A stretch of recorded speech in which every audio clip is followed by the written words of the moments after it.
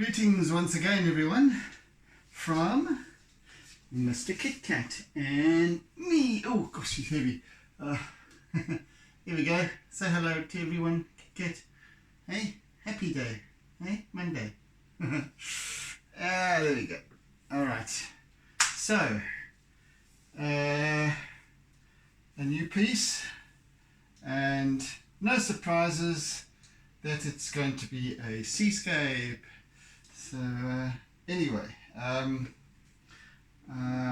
so let's have at it, shall we? I am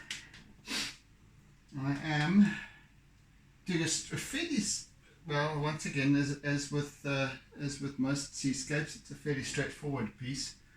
I just want to, of course, it's only this piece here. It blends in with the background because the background is the same kind of paper that I use for my basis of it. So, right, that will become apparent as we go.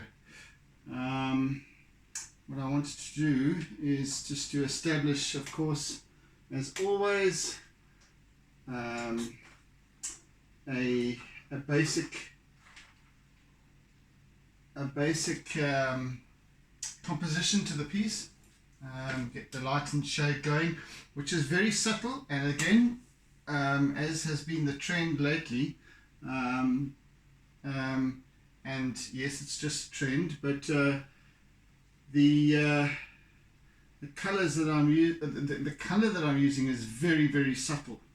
There's no horizon in this piece because it's kind of a down, the view, the angle of view is below the horizon, is down from the horizon, so we're not looking straight out to sea, in which case I would have the horizon. We're looking slightly down. Anyway, let me not talk while I'm trying to concentrate and just establishing this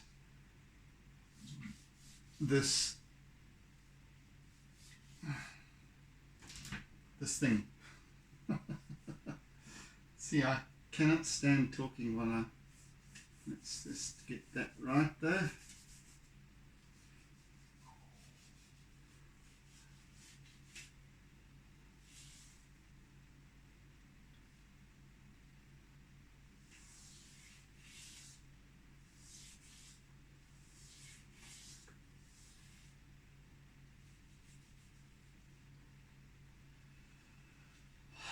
Use a little bit of pastel just to establish that a bit more.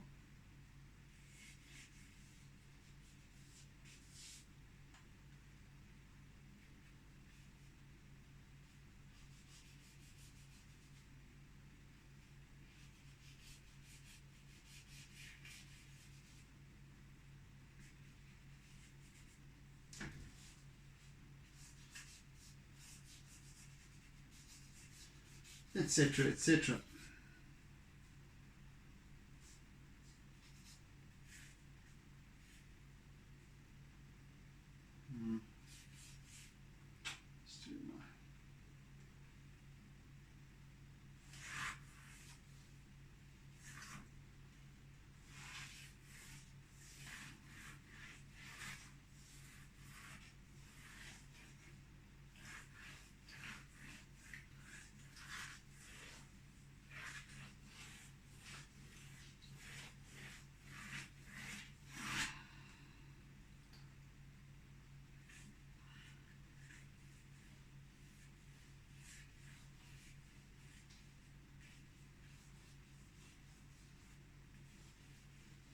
Just this angle of flow which kind of alters as the wave is kind of forming from the right hand side, and then just starting to crumble a little bit over towards the left as it, and we've also got this perspective of receding vanishing point towards the left as well. So it's kind of a, once again, it's this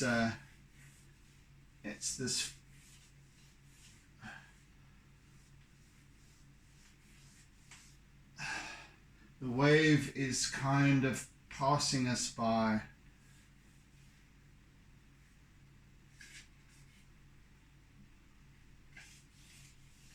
It appears to be a huge wave, but it's not. Right, let's go with some shako. Just establish some. Just the forming of a back break over here.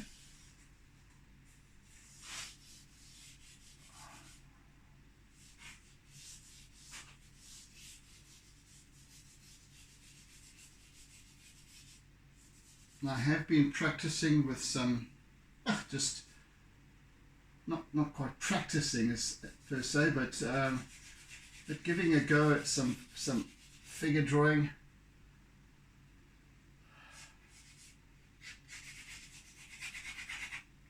The small sort of A4 type sketches, and hopefully get going with some of those in due course.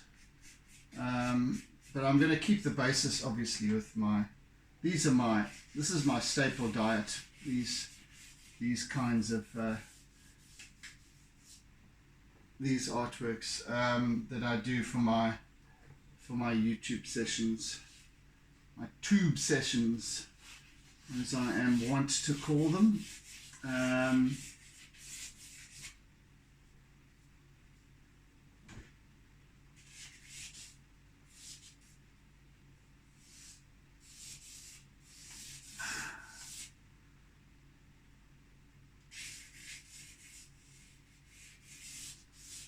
But it's really nice just to get my hand into, well, figure drawing and portraiture really, to get going with a little bit of that, and yeah, just to mix things up a little bit and get a little bit more I don't know, I guess my training in portraiture and especially figure drawing was very formal, in terms of when I was studying graphic design and what have you, figure drawing was part of the course, and I never got to really explore it. And then of course I've done a few portraits along the way. But once again, as I've been explaining, what with my background being in terms of more commercial art, I kind of take a commercial bent to portraiture as well. So yeah, it's nice to just start to explore something fresh in terms of expression. I've got no boundaries now. I don't, which is great. I don't have any. I'm just doing it for me, at this point, anyway. Well, at least getting going and establishing some form of style, much in line with the other work that I do. That is much more loose now. Yeah, interesting how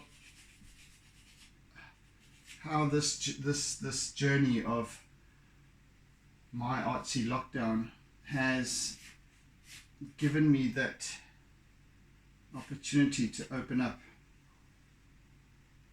There's a big knot in that piece. Yeah, an opportunity to really just hang loose and express much more freely what my work is about, and that's been a real blessing. And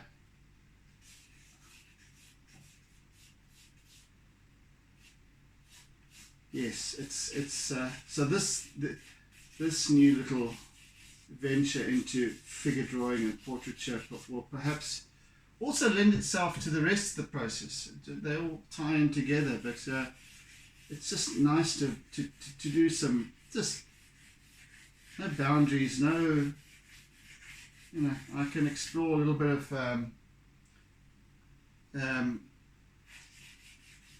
abstract color use, yeah, all that lovely stuff. So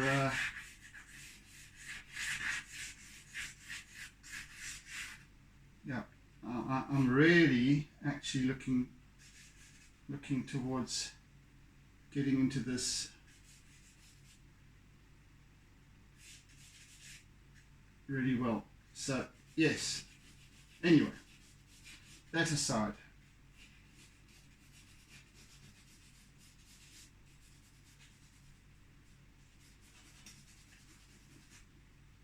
we continue with our regular stuff during the early hours.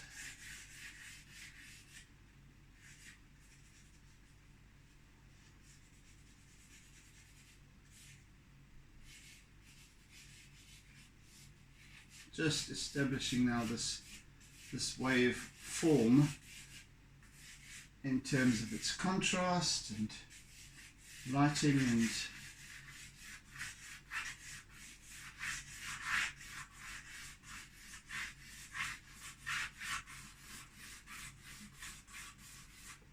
and this piece kind of was inspired by a Facebook friend who's a photographer, and a piece that he'd showcased a few weeks back, I think. Just inspired by it. I just loved the form, and this is more sort of a bit more graphic, and that was a lot more sort of, even though it was a photograph, it was a lot more abstract and almost stylized, if you can. A really fantastic piece.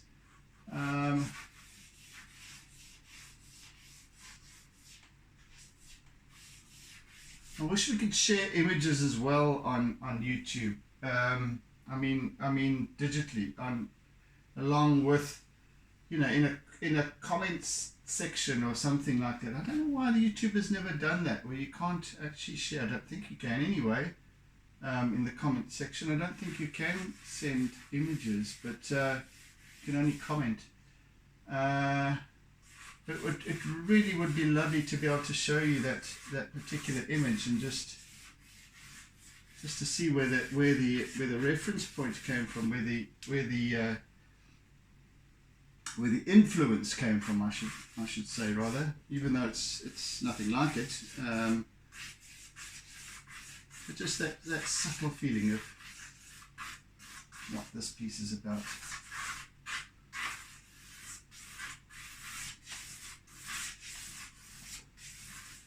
I'm just going to try and emulate the mood, rather, of the essence of what that image related.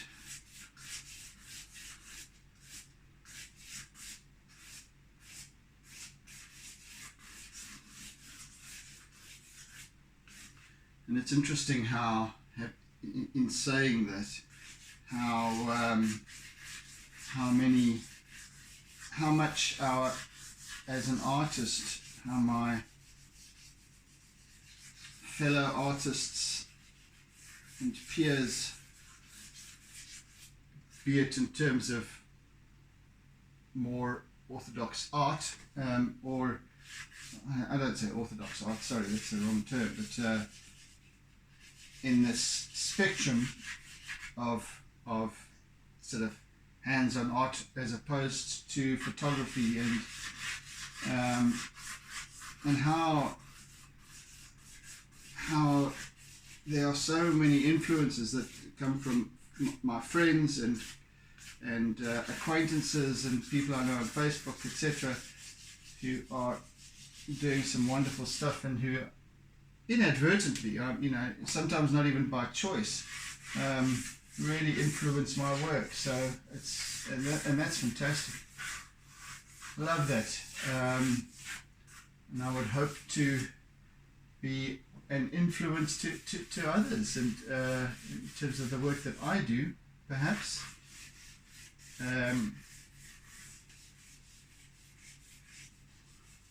Well, especially perhaps in terms of my seascapes, which I thoroughly enjoy exploring, and I'm always learning. I think it was Dan, you were saying about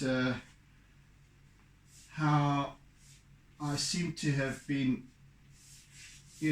developing more and more and more, and it's even as from one session to the next, and it's true because I'm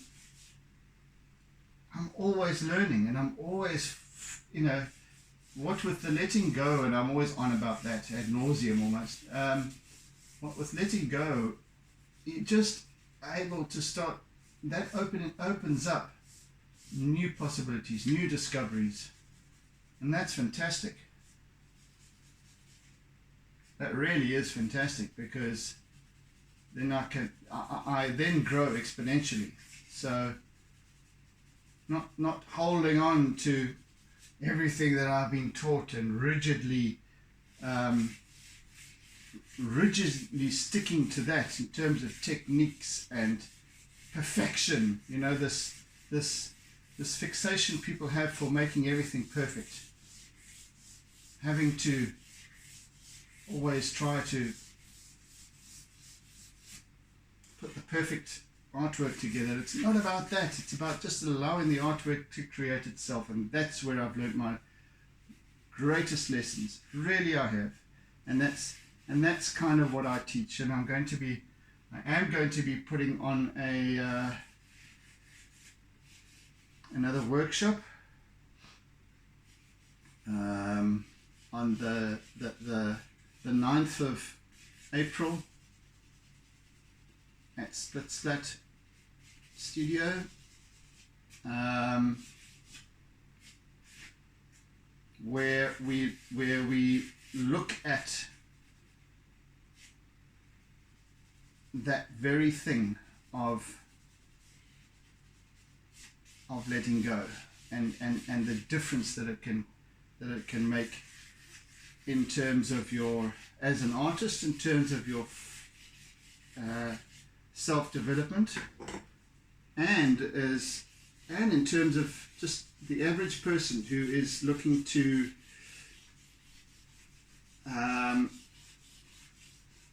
discover their innate creativity, innate ability to create. That's what it's about. And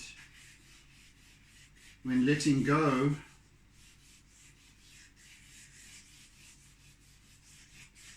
allows for possibility to arise. So when you let go of that, of all of those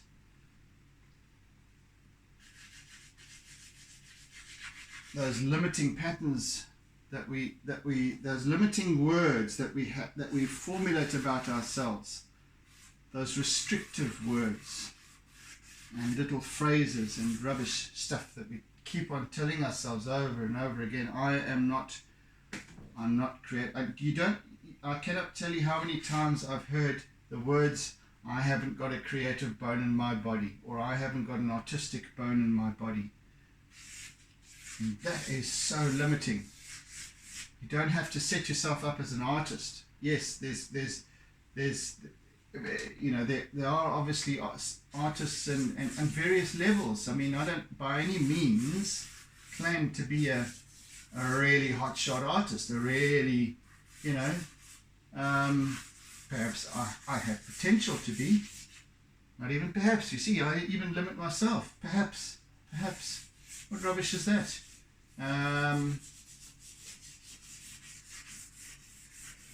You've got to have some ego in order to grow. So yeah, that's something I need to work on. But by and large, we have all this language set up that limits us in so many areas. We have absolute creative capacity. Absolute.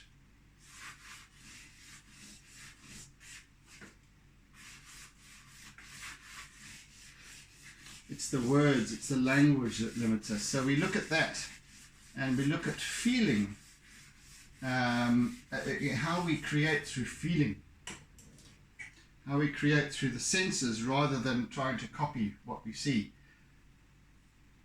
Create from our own essence rather than trying to replicate what is around us, what we see, what we feel, what we hear. Parrot fashion almost, and according to what others tell us, be it teachers, lecturers, whatever it might be, whoever, and as with all of this, as with everything that I'm doing here, there's always a metaphor for life. In terms of, I obviously use art to highlight those metaphors and teachings. So that's what I'm about, and that's my mission. So yes, we're going to have a lovely session working together with regards to just allowing an artwork to create, allowing expression, and it's called the workshop is called Being the Expression, because that's exactly what it's all about. So you can see I am basically depicting starting to work with form here, and how this all kind of flows and works together, how angles change, the water doesn't change, it doesn't go in this curve, but the light changes in terms of, if you stop and think about it, the light changes according to the direction that we're observing it. So this is what I'm kind of just getting going with at this point. Again, it's all about the composition, light and shade, basics, as with every piece that I work on during the first session. Goodness me, we'll probably even add some color in today. We won't finish it today though. Goodness me, I do want to use some acrylic in this piece.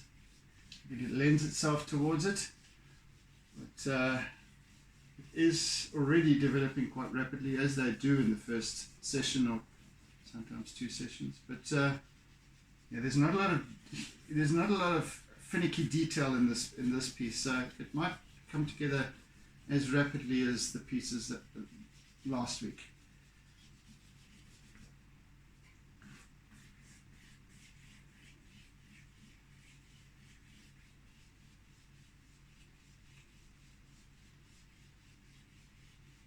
So yes, as I mentioned, we are going to be having fun on the workshop, because that's, to me, what life is about. It's about having fun. It's about discovering, because when you have fun, you kind of loosen up. Naturally, you loosen up, you let go of things, you laugh and dance and what have you. Not that we'll be dancing necessarily, but when you're having fun,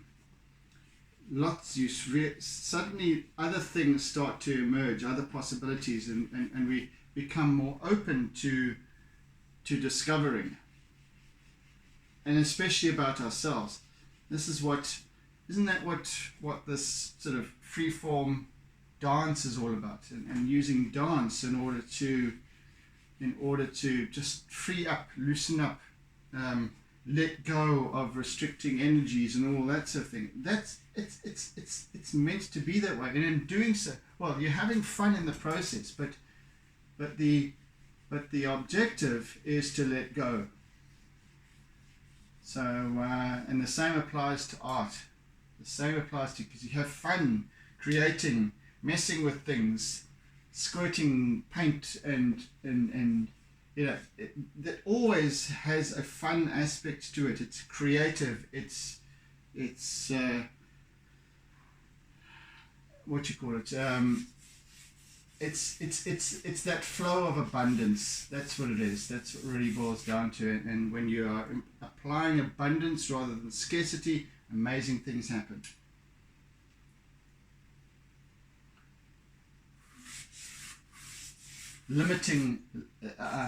Limitations, restrictiveness, and what have you are all it's all language that is aligned with scarcity. If you think about it, fear, hatred, yeah.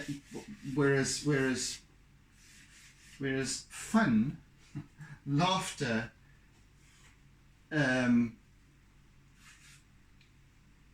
is all part of abundance. We become more loving. We become more caring in abundance. Or rather, we can choose to. All of those delicious words that apply to abundance, and we start to work with that. We start to work with realizing that. And then, of course, the art of listening workshop, which I'm also hopefully going to be re-engaging with very soon, and I haven't since actually the end of 2019, unfortunately. 2020, actually beginning of 2020. And we're going to be looking at engaging with that, which digs far deeper into our language per se. How we listen, how we observe the world around us, and how we then can shape it accordingly, according to choice rather than circumstance. Goodness me, I am yucky this morning, aren't I? Yak attack.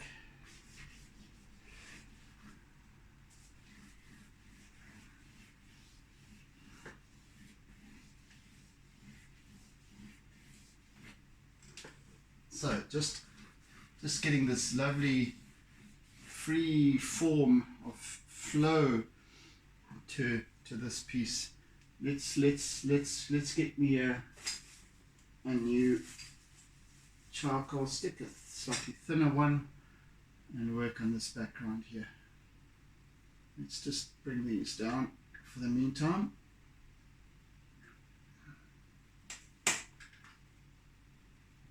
As you know, I want to work to the edge. Right.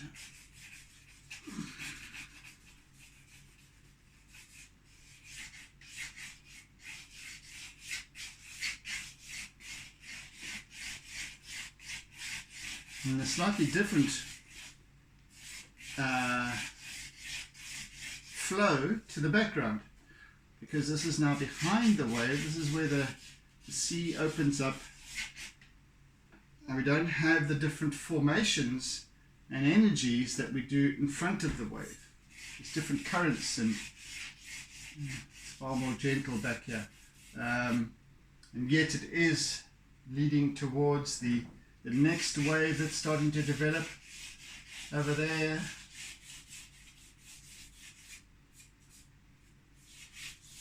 There is a slightly different language behind. There's much more of an intensity, a sense of anticipation in the forming of the line in front, and in this area, this midsection, to what there's this much more of a serene tranquility in the background. So even in a simple artwork like this, there is a language to its form.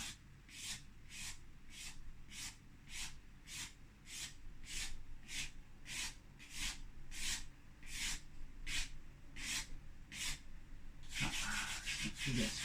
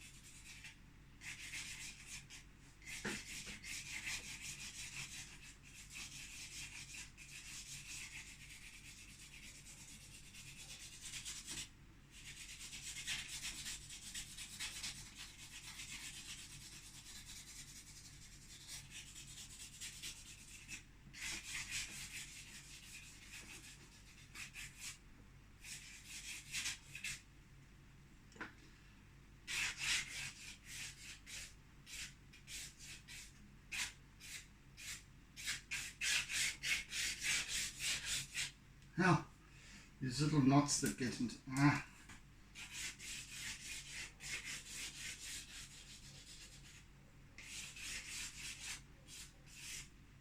And of course I'm going to be enhancing this contrast as I work further on down the line with white line. So the color that I'm going to be using is going to be quite subtle and predominantly in this shifted or elevated form of the wave. That's where most of the color is going to be, and again it's going to be subtle greens and lilacs and blues, and the rest I'm going to leave very stark, almost just a hint of color, but just playing with light and color with this piece.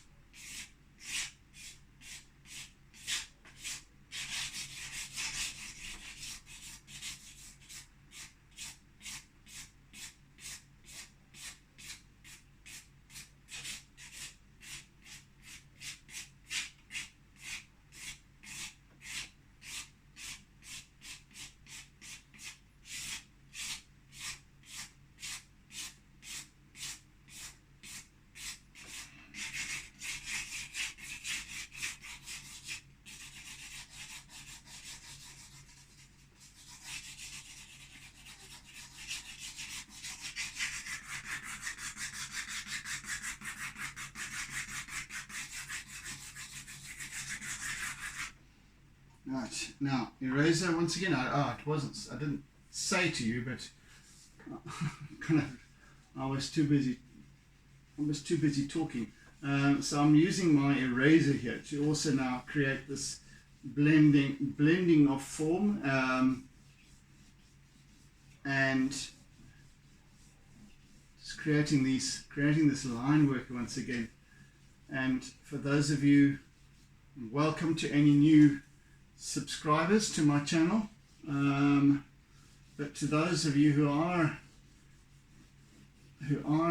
newbies to my channel, I use my eraser prolifically as a tool, not to well, you can use an eraser to rub out with as a tool, but as a integral part of my techniques, because an eraser, I've found, for me, I use it to blend with rather than to erase with.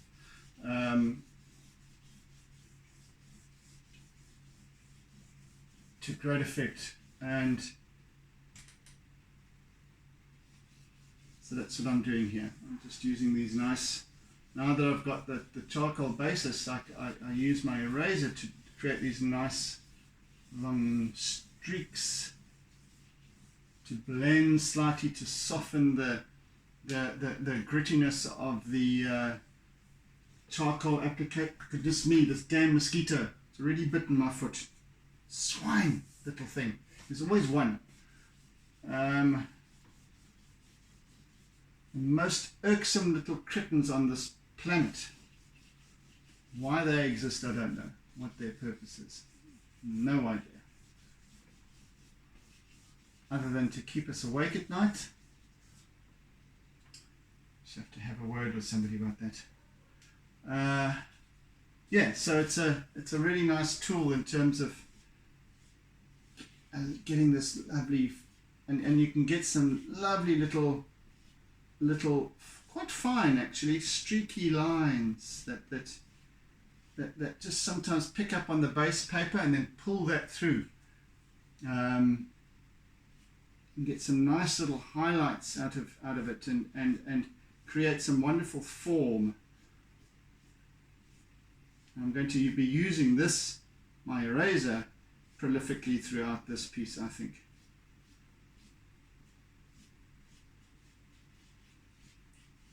You can see already that where you get this very graphic quality of the charcoal, and this just softens it out, smooths it out so beautifully. So it works with both the black and the white and color, blending colors slightly. Let's just do a bit more up top there.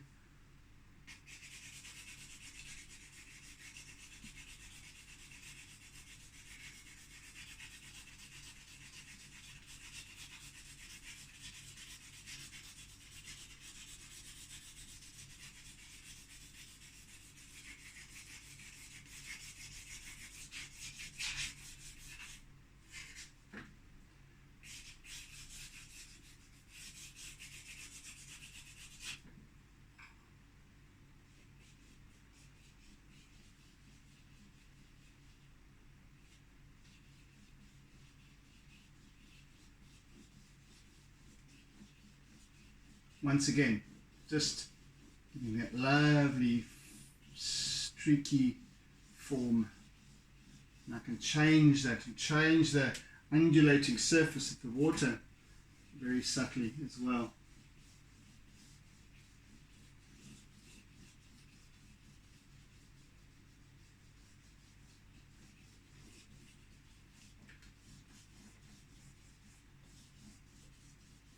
So that it looks almost photographic, and you know, I will come back to this continuously in terms of technique, or technique that I use for whatever reason, because I never ever set out towards photographic representation. I'm not into photorealism. Not that I don't like it or appreciate it. I do, very, very much. In fact, you get some really, sometimes an artwork that is, you find you get an artwork that is actually more real than the real thing, more vividly realistic looking, lending itself to fantasy and that sort of thing. But that's not what I set out to achieve here. In allowing my artwork to create itself, what tends to happen, and people will say, well, you know, I thought that was a photograph, but at first, you know, on first looks, but from where you are back there behind the camera, hello, you might see what appears to be something that's forming up very realistically, but close up here, it's very graphic, and this is what I really have come to enjoy about depicting these pieces, depicting the subject, whatever it might be, trees, landscape, seascape, whatever, is that right up close, it's very, very graphic, and in some aspects almost abstract.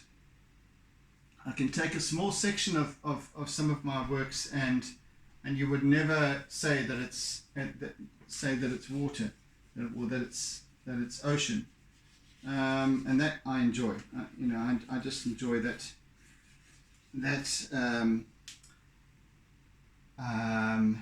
illusion, creating that illusion inadvertently, of course, because as I said, I don't set out to do that. I just set about because I'm applying myself to feeling this piece, to feeling the energy of it, and its story, its language, rather than trying to sort of paint a pretty picture, so to speak. It's not about that. So there we have it.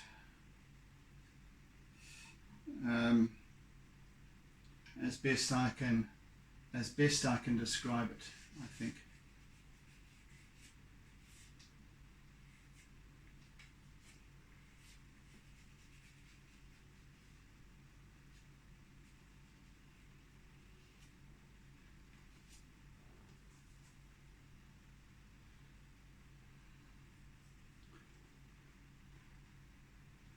Goodness me, it looks as if I'm going to have to start introducing colour today because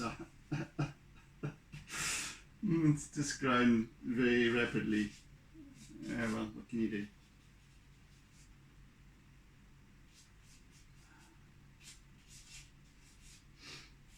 There's nothing more irritating than they get you on top of your foot or around your ankles. It's so itchy.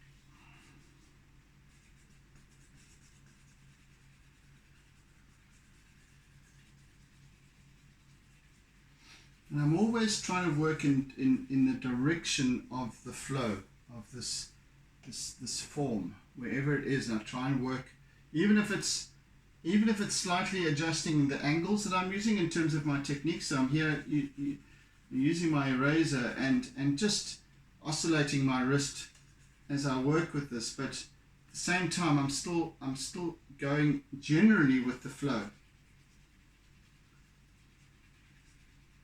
But just some slightly opposing angles, just to break that regimented line slightly, and I'll work on that further as I go. Right, so we have about nearly 20 minutes left, and I'm going to start introducing a little bit of color, just a little bit,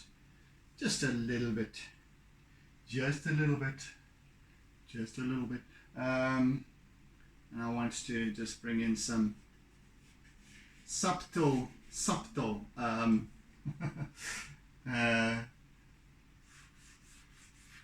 turquoise, subtle turquoise, and just to get that slightly, it's just this wonderful hint of jade once again. I love it.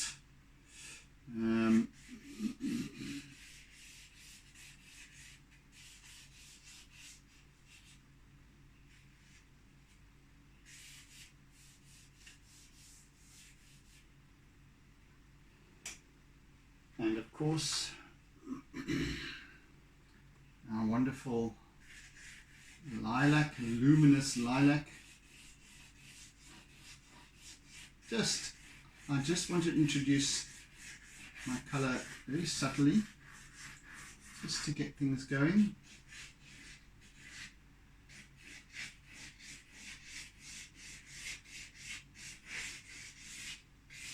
Almost imperceptibly.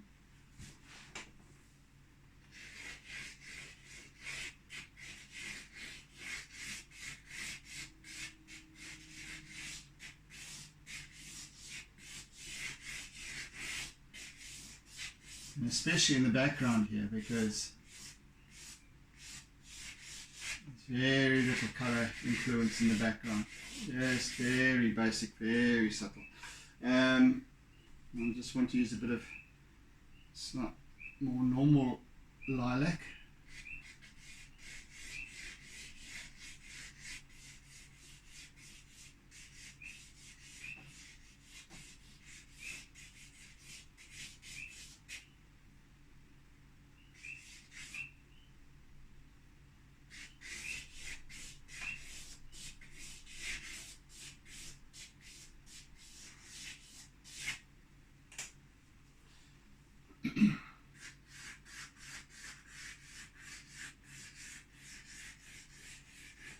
And I'm going to be using a spectrum of color that ranges from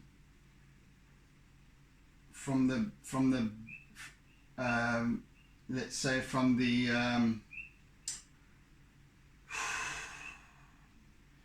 greens through to the indigos, that spectrum. So if you think of the colors of the spectrum of colors of the rainbow, or rather our light spectrum, normal color spectrum, you get red, orange, green, blue, indigo, violet. So so we're leaving out the reds and the oranges, and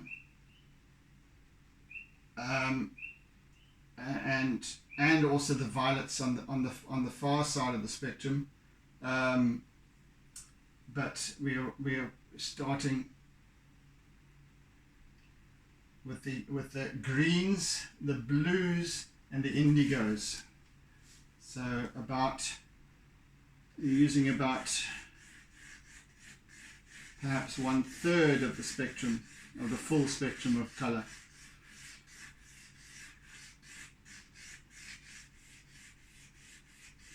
A little more than 1/3.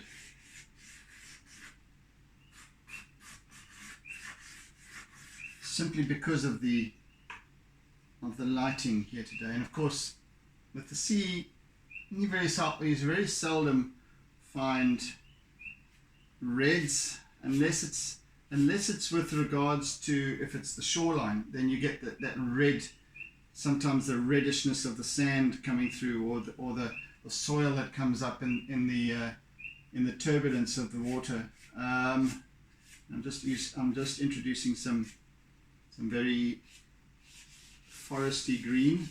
Again, I am not that au fait with specific color names, forgive me.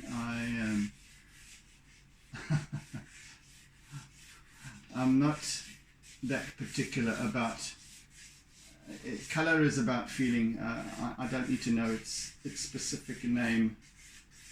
I use basic things like lilac, and even then I want to use mauve. Call it mauve. And I always stick with I always get stuck on finding the word for see, I even battling with it now. Turquoise. I always want to call it aqua. Anyway, forgive me, but that's the way it is. That's just the way it is. So the color range that we're using here is determined by the lighting.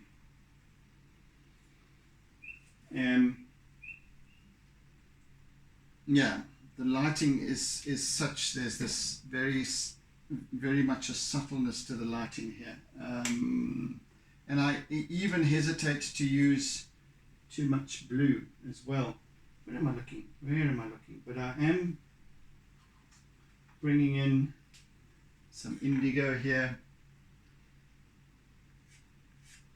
And again, very, very, very subtly, sparingly. I don't want this to become dominated by blue. I want it to be more the greens, actually. The greens and the silvers. Green and silver. So and I think that it being a predominantly charcoal piece allows that silveryness to come through. So, well, forms the basis of it. So the artwork remains predominantly a charcoal piece rather than predominantly pastel. If you know what I'm saying. And so that's how it's going to go. So that's how it's going to roll. So I'm just introducing some lovely. So I've brought in some lilacs. I've brought in some turquoise. And now I'm introducing greens, and I'm going to be using an array of greens as well. So this, what I'm using here, is like a pale olive, and it's got a slight yellowiness to it though, but that's okay. But this is also like it's a mossy green. Oh, there you go. There's another erroneous terminology for you, mossy green, but you get the idea from the description. And this, what this color does is help to introduce that slight jade appeal that when it works together with our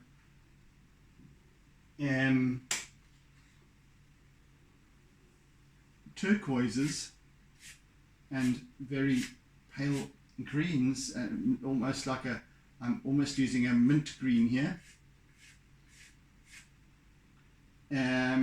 It brings about that wonderful jade quality that I absolutely adore when it comes to colors of the sea, colors of the ocean.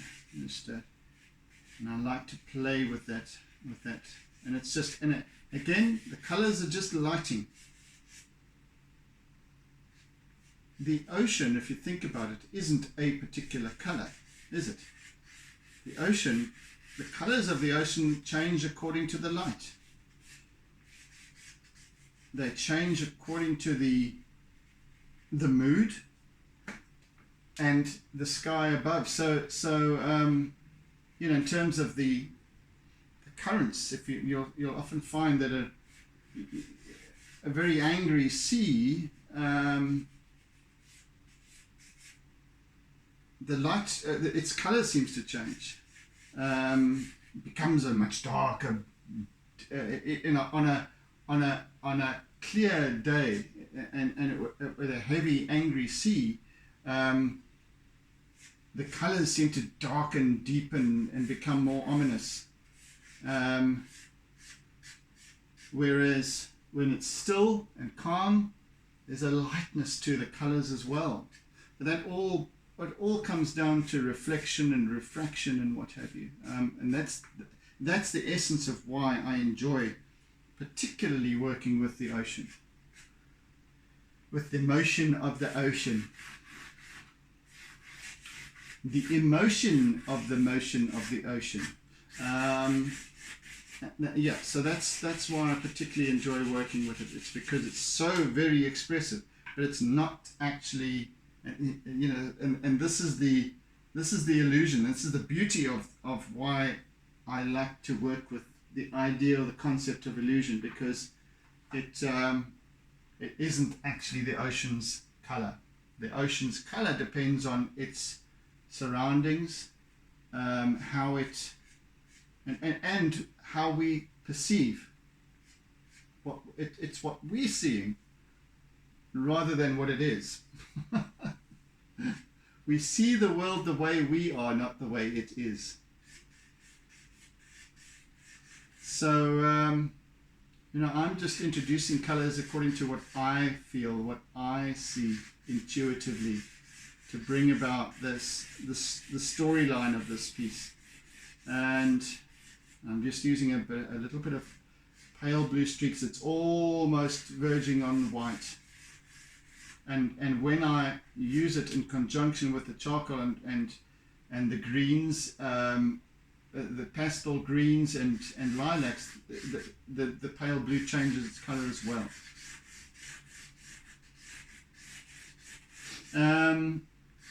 So yes, and you know, so you'll also find on a more overcast day, such as this, for example, the colors change yet again. They become more reflective of the sky above. So you'll find that oh goodness, there's lots of mosquitoes here today. You'll find that the deep blue of the ocean now starts to shift towards a deep green.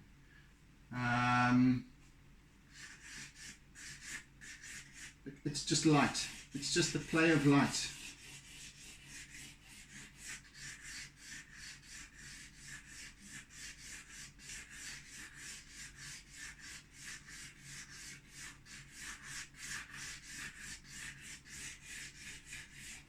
And then you get that silveriness to it as well on a grey day. Goodness me, tomorrow I'm going to have to check that on the state of mosquito affairs in this room before I begin, because I don't want to be carried away by these bastards.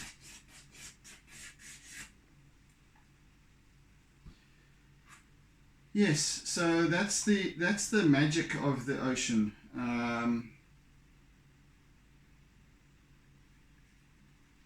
Those wonderful, ever-changing energies that are just, you know, can be brought about and accentuated and highlighted with lighting, with color range. Huey Lewis in the news, Hughes.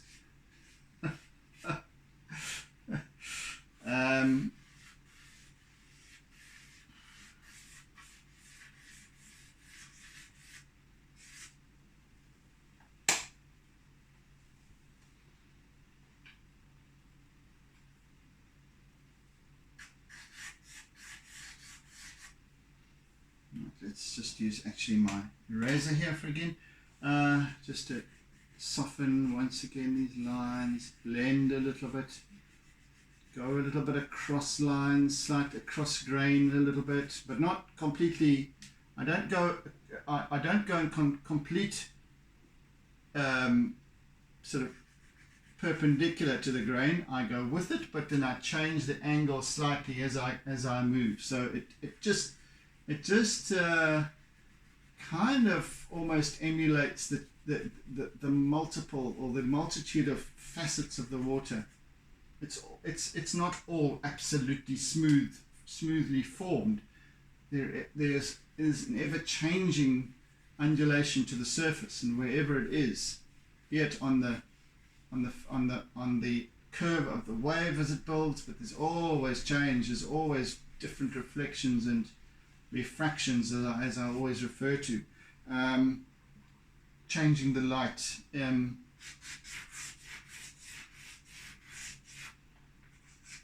know, as the wave starts to tilt up towards us, so we can see into it. There's less reflection from the sky above, and then the colors deepens, and that's basically form, isn't it?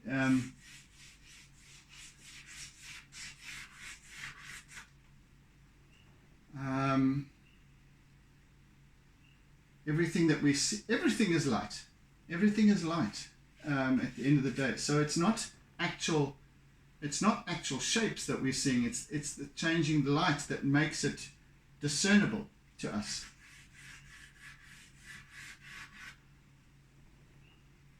If we're looking at a mountain from 100 kilometers up in the sky, if we could, Google Earth. If we're looking at a mountain, the landscape appears flat. Everything appears flat. But we have to change. If we change the angle, the lighting changes. Then the lighting gives rise to form. Oh me, goodness my, I have gone over time. Just in the space of the blink of an eye. So, goodness me. All right, thank you for joining. thank you for caring. Thank you for sharing my work. And yes, please engage with me if you would like to about anything that I've been talking about, yakking on about with my mental meanderings.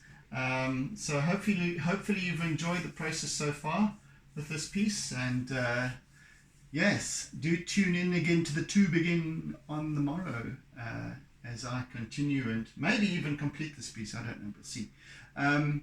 Meantime, oodles and oodles of toodles, and yes, catch you again on the morrow. Be good, be kind, be gentle, be caring, be loving, and see you soon. Bye. Don't forget to doodle.